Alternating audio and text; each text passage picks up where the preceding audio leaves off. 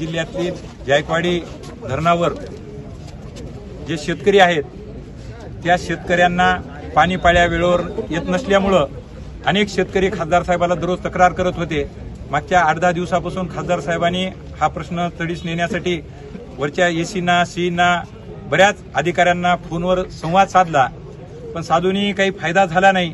ज्या क्षमतेनं पाणी सुटायला पाहिजे होतं 600 क्युसेसनं पाणी चालू होतं 122ला, त्या 122ची 1600ची कॅपॅसिटी आहे, पण वरच्या सीईएसीचं असं म्हणणं आहे की 3600 सोडलं तर 1600 येत आहे, वरूनच 2200 सुटलंय आणि 2200 सुटल्यानंतर 1200 जर दिलं 1100 जर दिलं तर या परभणी जिल्ह्यातल्या सगळ्या शेतकऱ्यांचं सिंचन होते।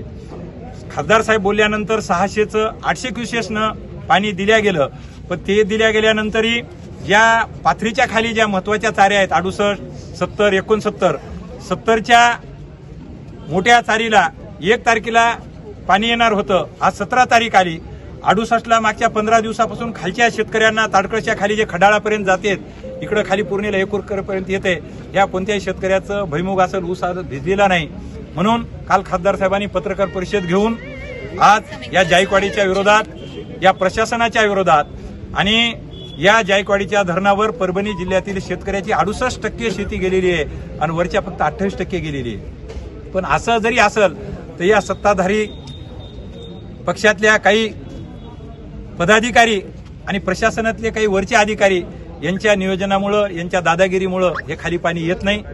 काल खासदार साहेबांना सांगितल्यामुळं आज आम्ही सगळ्या शेतकऱ्यांच्या वतीनं आज या जायकवाडीच्या ऑफिसला घेराव घातला, ताले ठोकले, सगळ्या कर्मचाऱ्यांना लेखणी बंद केलं आणि केल्यानंतर या उन्हामध्ये वरच्या सीई साहेबाला सगळ्या शेतकऱ्यांसमोर सीई साहेबांना आश्वासन दिलंय की उद्या बुधवार रात्रीपर्यंत गुरुवार सकाळपर्यंत आम्ही 1100 क्युसेसनं पाणी सोडू।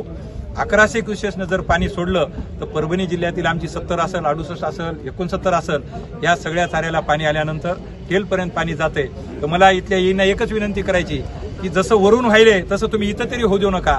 इथं जेव्हा 70ला, 68ला, 69ला पाणी येते, तुम्ही आधी टेलला न्या, टेल टू हेड या, कारण खालचा शेतकरी उपाशी राहिला आणि वरचे शेतकरी भिजवायले आहेत। म्हणून जे या एवढ्या उन्हाच्या पाऱ्यामध्ये, एवढ्या उन्हामध्ये जे वयस्कर शेतकरी या आंदोलनासाठी आलेत, सन्माननीय खासदार साहेबांच्या आंदोलनाला, विनंतीला मान देऊन त्या सर्व शेतकऱ्यांचा आभार मानतो।